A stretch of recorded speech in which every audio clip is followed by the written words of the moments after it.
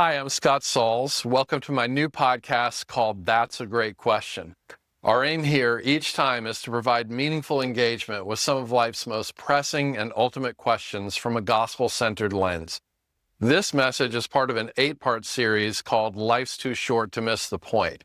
You can watch or listen to the other 7 messages on this playlist anytime. There are far too many people who come to realize what really mattered in life when it's too late to do anything about it. Stories of regret at the end of life are very common. Doctors, nurses, hospice chaplains, and counselors have often noted that in people's final days, the things they wish they could change the most almost never have to do with titles, trophies, or financial milestones. Instead, people wish they had been more deeply connected to God, had lived more honorably, and had been more present with close friends and especially their families. They wish they had lived with more courage, more generosity, more grace, and more purpose. So here's today's question for you and me. When you reach the end of your life and look back, what will you wish you had done differently? Whatever your answer is, whether you're in your 30s or your 50s or your 90s, the best time to start moving in that direction is right now. Business and leadership expert Stephen Covey talked about this. Covey taught people to always begin with the end in mind.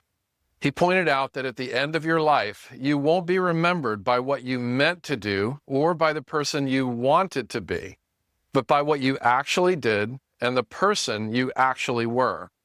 Covey's point was to let the legacy you want to leave eventually guide the choices you make today. Have you ever done that?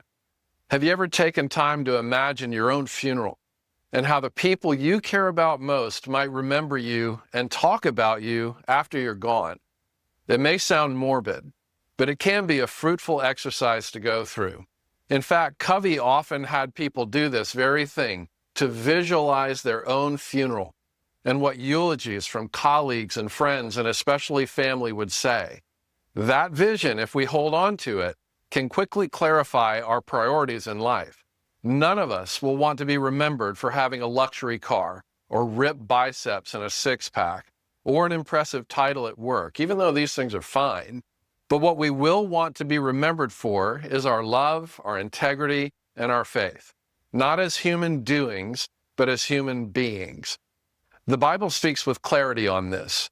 James chapter 4, verse 14 reminds us that our lives are as a mist that appears for a little while and then vanishes. That's not meant to discourage us, but it is intended to awaken us like a smelling salt to reality. As the band Need to Breathe says in one of their lyrics to a deceased loved one, "I know you found the promised land, but I'm still here and missing you. Close my eyes and think of you, go to sleep and dream of you. We don't get to be here long." The sooner we grasp that, the deeper motivation we will have to live with focus.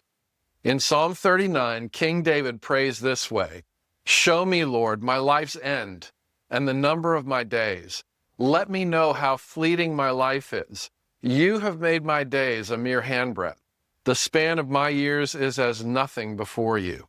When we live with a more eternal perspective, the small and superficial and temporary things dominate our thinking and decision-making less.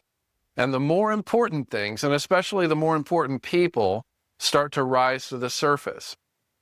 In pastoral conversations with men and women nearing the end of life, I have never heard anyone say they wish they had bought a bigger house, padded their portfolio more, worked more weekends, skipped more vacation days, or put in more hours at the office. What I have heard many times over is people saying at the end of life that they wish they had poured more into their families, developed a hobby that had nothing to do with work, read more fiction, played more, lived more, and loved more. Jesus framed these things with unmistakable urgency in Matthew 6, verses 19 through 21, when he said, "Do not store up for yourselves treasures on earth, where moths and vermin destroy, and where thieves break in and steal. But store up for yourselves treasures in heaven. For where your treasure is, there your heart will be also." So let me turn the question to you. What are the treasures you are storing up currently, and where are they being stored?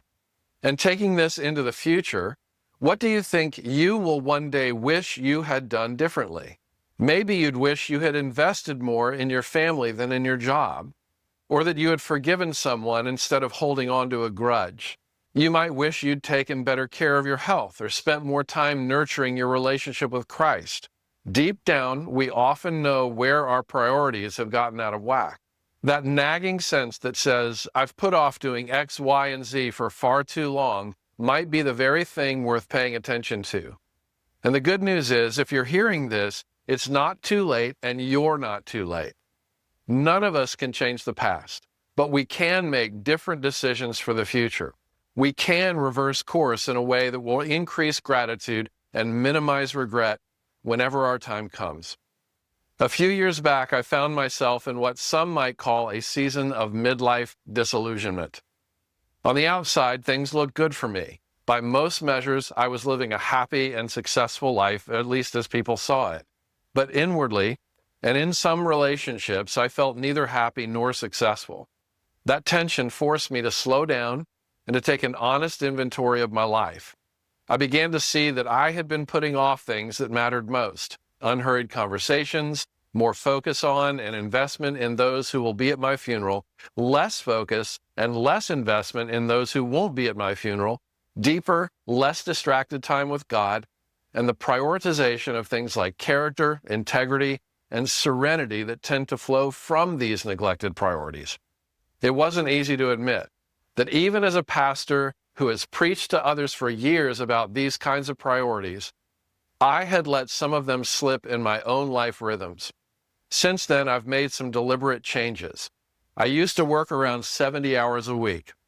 Now I live at a healthier, more sustainable pace that offers room for unhurried connection with God and other people. I'm still learning, I'm still growing, but that question, what will I wish I had done differently, has become a kind of compass for me. It's also become a big part of my life's work now, which involves helping other people start each day with that same question in mind. And now I'd love to invite you to do the same. Take a quiet moment to imagine your future self looking back on your life. What would your older, wiser self urge you to change right now? Is it eating dinner with your family with the phone turned off? Is it learning a musical instrument or having better nutrition and fitness? Is it pursuing a calling or a project or a relationship that you've put on hold? Or is it finally slowing down enough to savor the life God has given you, not as a human doing, but as a human being? Whatever comes to mind, consider it a nudge from God, and start now, right now, to go down that new road. Life is too short to drift through on autopilot. We were made for more than checking off to-do lists or chasing the next accomplishment. None of us wants to reach the end of our days carrying the weight of regret for missing what mattered most, and the good news is, we don't have to.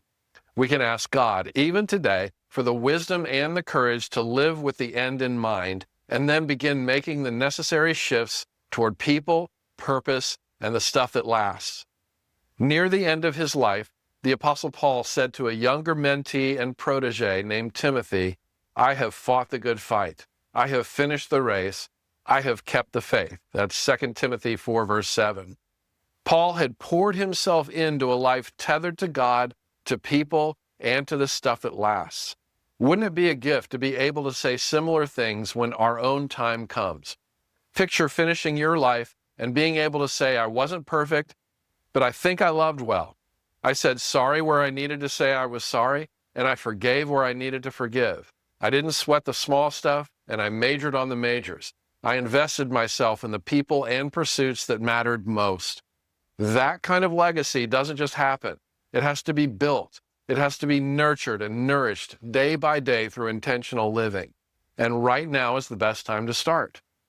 What if we lived today in such a way that tomorrow we will be grateful for the story that's been written, that our future self will thank our current self for pivoting, rather than wishing we had written that story differently? That's my wish for you, and it's also my wish for me. If any of this was helpful, subscribe for more conversations like this, and I hope you'll also share this teaching with somebody who might benefit. Thanks for joining me, and I look forward to seeing you again for our next great question.